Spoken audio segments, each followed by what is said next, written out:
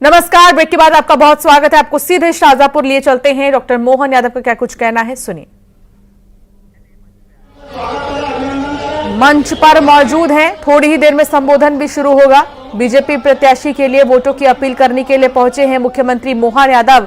इससे पहले भी आपने उन्हें बीते कई दिनों में देखा होगा और यहां पर देवास शाहजहांपुर लोकसभा क्षेत्र से जो प्रत्याशी हैं उनके लिए महेंद्र सिंह सोलंकी और वोटों की अपील करने के लिए मुख्यमंत्री डॉक्टर मोहन यादव यहां पर पहुंचे हैं और कई बड़े दिग्गज नेता भी नजर आ रहे हैं मंच पर।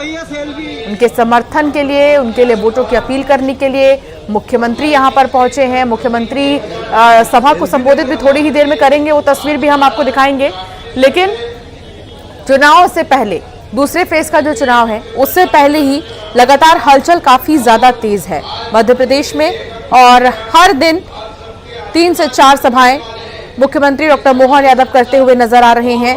इसी सिलसिले में मुख्यमंत्री का एक और आप देख रहे हैं, एक और जनसभा की ये तस्वीर है जहां आज भी मुख्यमंत्री शाहजहांपुर के लिए वोटों की अपील करते नजर आएंगे प्रत्याशी के लिए।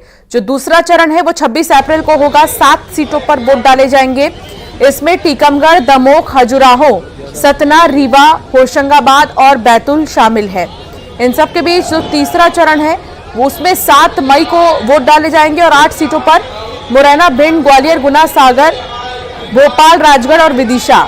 इसके अलावा अगर बात करें तो जिस तरीके से शाहजहांपुर में भी वोटिंग होनी है उसको ध्यान में रखते हुए देवास शाहजहांपुर के जो प्रत्याशी हैं उनके लिए वोटों की अपील करने के लिए पहुंचे हैं मुख्यमंत्री। चौथे चरण में देवास में वोट डाले जाएंगे। चौथा चरण 13 मई को होगा और 13 मई में 8 सीटों पर वोट डाले जाएंगे, जिसमें कि देवास, उज्जैन, इंदौर, मंदसौर, रतलाम, धार, खरगोन और खंडवा हैं। उन सब के बीच बीते भी कई दिनों में हमने अलग अलग शहरों में रोड शो के साथ साथ जनता को संबोधित करते हुए देखा है मुख्यमंत्री मोहन यादव को, और एक बार फिर वो शाहजहांपुर में मौजूद है। मंच पर माला पहनाकर उनका स्वागत किया गया है और उनके साथ ही आप देख रहे हैं प्रत्याशी जो बीजेपी के प्रत्याशी है महेंद्र सिंह सोलंकी, वो भी मौजूद है मौके पर। तमाम अनाउंसमेंट्स और जितने भी नेता मौजूद हैं मंच पर उनका स्वागत किया जा रहा है।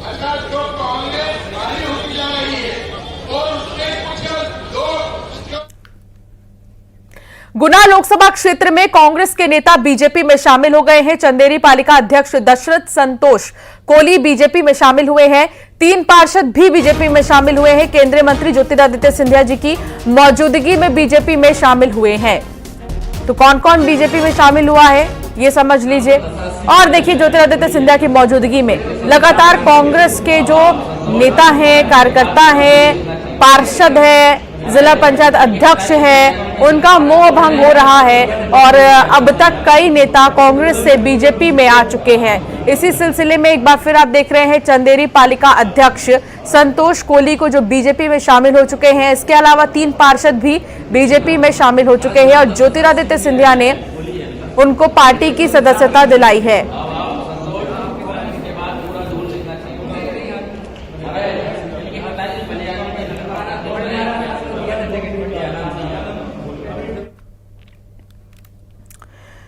ग्वालियर में बीजेपी नेता से मारपीट का मामला सामने आया। ऑफिस में घुसकर 6 लोगों ने मारपीट की है। बीजेपी नेता राजा भैया गुर्जर से मारपीट कर हटाने को लेकर विवाद हुआ था। घटना का सीसीटीवी आ गया है सामने। 4 लोगों पर मामला दर्ज किया गया है। महाराजपुरा थाना क्षेत्र के न्यू जनकपुरी का यह मामला बताया जा रहा है। तो बीजेपी नेता से मारपीट करते वक्त की ये तस्वीर आपको दिखा रहे हैं। कार हटाने को लेकर पूरा विवाद शुरू हुआ। देखते देखते ये विवाद जो है कहासुनी के बाद मारपीट में तब्दील हो गया।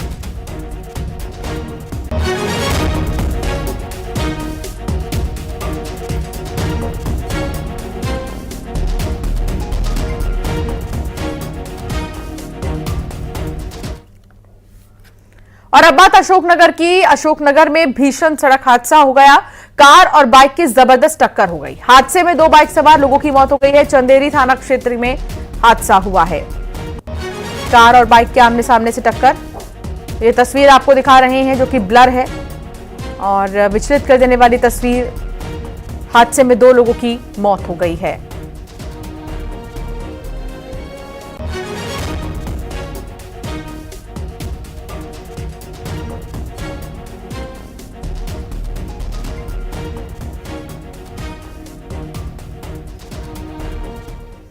इंदौर की बात करेंगे, जहां इंदौर में युवक ने होटल में खुदकुशी कर ली है।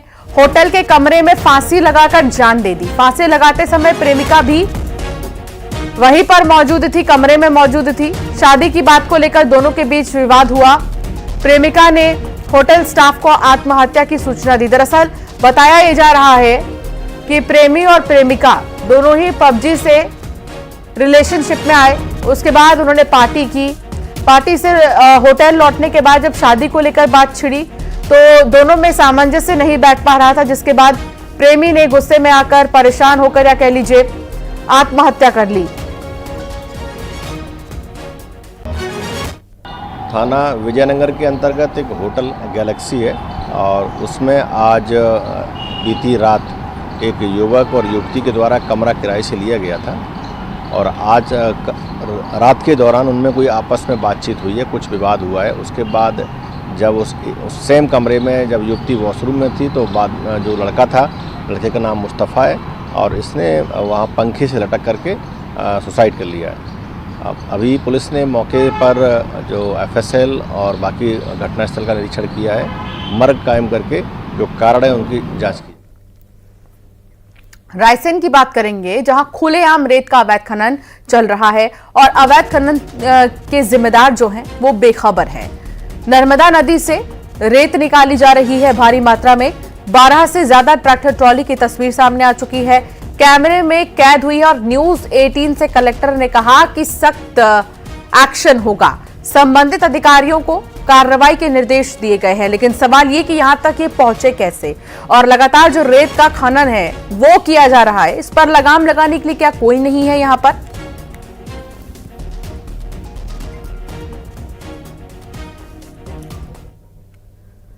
इंदौर में 3 तलाक का मामला सामने आया। किश्त भरने के लिए पत्नी को मायके से पैसे लाने के लिए पति दबाव बना रहा था। इसके अलावा सास देवर ने भी मारपीट की है। पति मोहम्मद सरताज ने 3 बार तलाक बोलकर पत्नी को घर से बाहर निकाल दिया। पीड़ित की शिकायत पर पुलिस ने मामला दर्ज किया है। खजराना थाना पुलिस मामले की जांच में जुट गई है।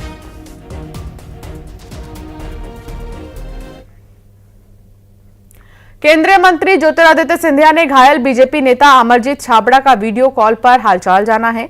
शुक्रवार को अमरजीत पर जानलेवा हमला हुआ था, जिसमें वो घायल हो गए थे, जिसके बाद उन्होंने वीडियो कॉल कर हालचाल जाना और साथ ही ज्योतिरादित्य सिंधिया ने कहा कि आप जल्दी स्वस्थ हो जाओ, आपको न्याय मिलेगा।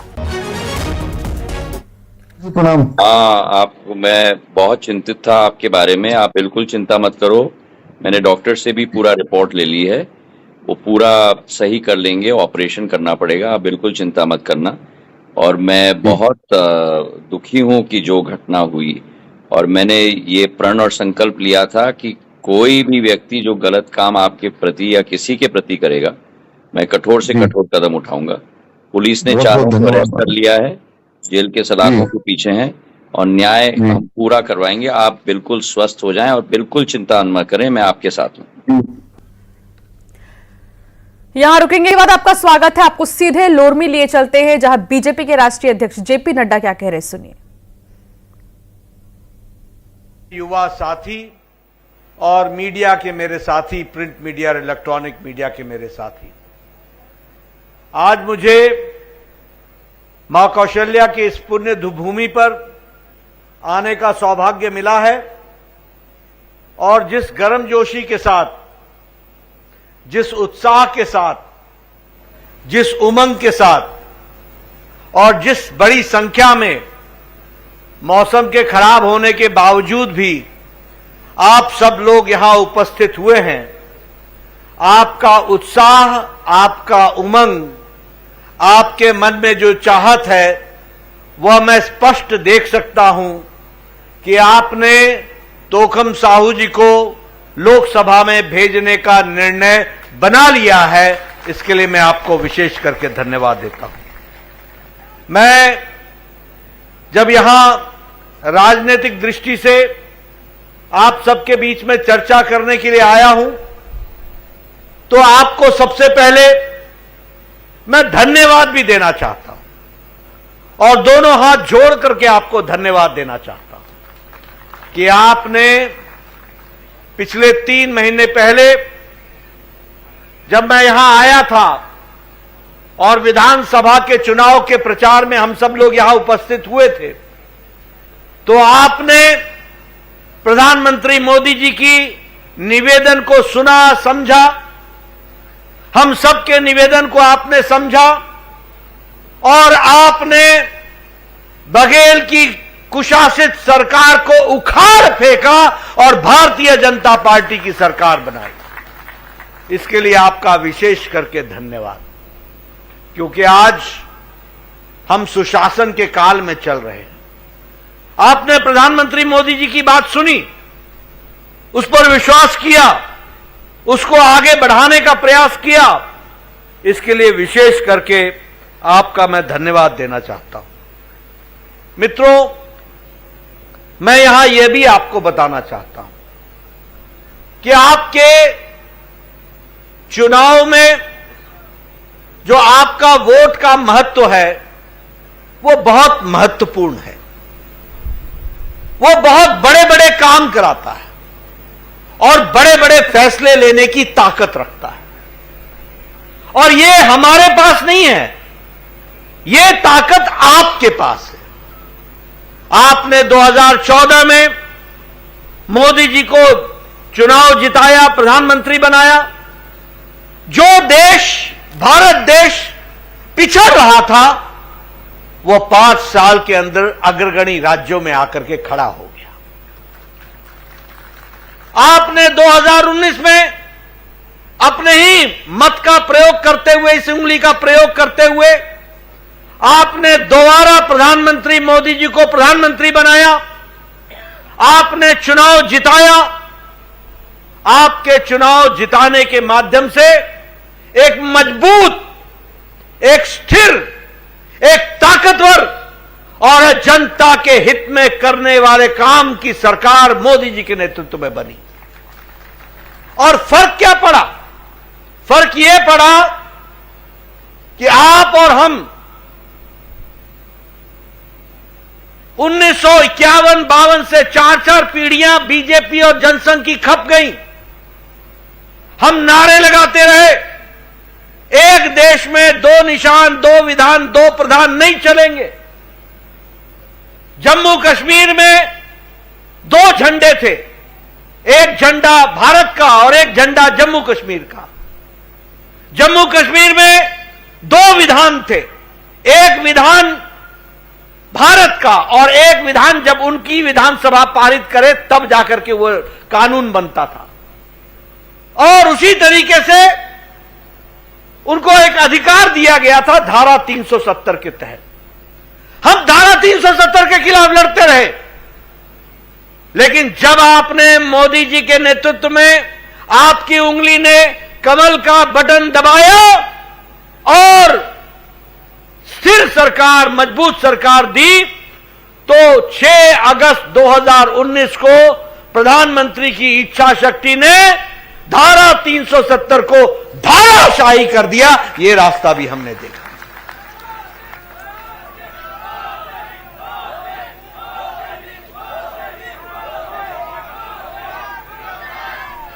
हमने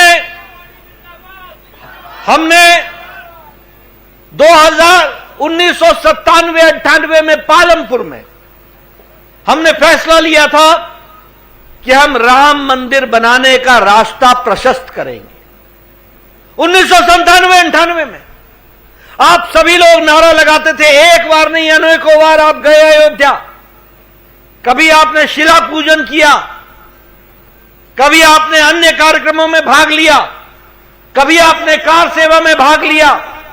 बार बार आप नारा लगाते थे, राम लला हम आएंगे, मंदिर वहीं बनाएंगे।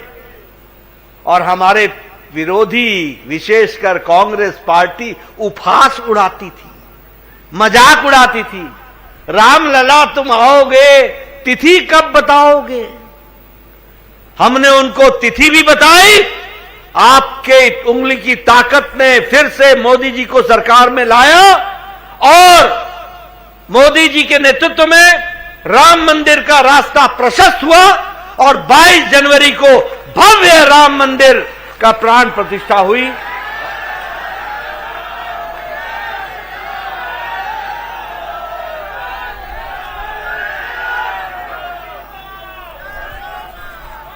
ये मजबूत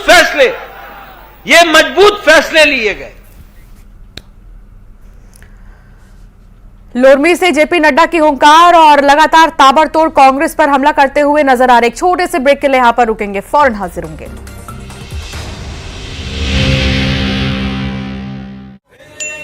शुक्ला राजनांदगांव में लोकसभा प्रत्याशी भूपेश बघेल के पक्ष में करेंगे प्रचार।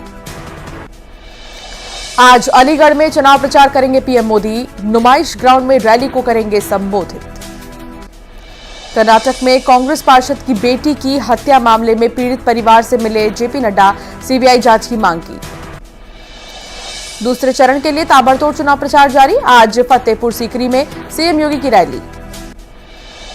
बीएसपी अध्यक्ष मायावती का आज बुलंदशहर दौरा। सिकंदराबाद में चुनावी जनसभा को संबोधित करेंगी। आज कोटा दौरे पर रहेंगे मुख्यमंत्री। भजन लाल शर्मा कार्यकर्ता संवाद कार्यक्रम में होंगे शामिल। दिल्ली कांग्रेस की नॉर्थ वेस्ट सीट को लेकर हुई बड़ी बैठक में बवाल। उदित राज की उम्मीदवारी का जमकर विरोध। उदित राज और कन्हैया का टिकट रिव्यू करने की उठी मांग। आज कांग्रेस 6 सीट पर कर सकती है उम्मीदवारों का ऐलान, सूत्रों के हवाले से खबर। छतरपुर में रोड शो के दौरान सीएम का अनोखा अंदाज। तलवार लहराकर जीत का परचम लहराने का दिया संदेश। केंद्रीय मंत्री ज्योतिरादित्य सिंधिया का चुनावी अभियान जारी। गुना में सभा को संबोधित किया। छतरपुर में सीएम डॉक्टर मोहन यादव की सुरक्षा में बड़ी चूक। मंच से गिरते गिरते बचे सीएम। सतना में प्रचार के रण में उतरे कांग्रेस अध्यक्ष मल्लिकार्जुन खड़गे। कांग्रेस उम्मीदवार के पक्ष में चुनावी सभा की। बिलासपुर में बुलडोजर से हुआ यूपी के सीएम योगी का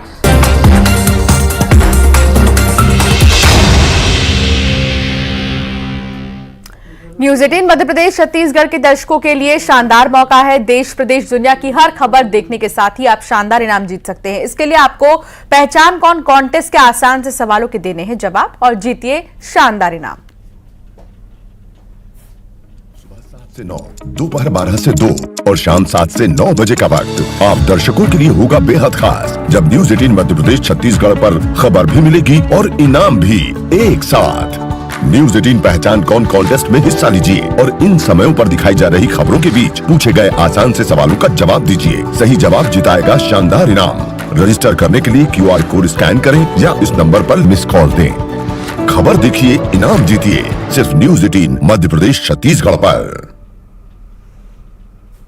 तो पहचान कौन कॉन्टेस्ट में आज का जो सवाल है वो ये है। तस्वीर आपको दिखा रहे हैं, राजघराने से जुड़ी ये शख्सियत कौन है? पहचानिए और दीजिए अपना जवाब। दिए गए नंबर पर मिस कॉल कर या फिर QR कोड स्कैन करके भी आप अपना जवाब दे सकते हैं।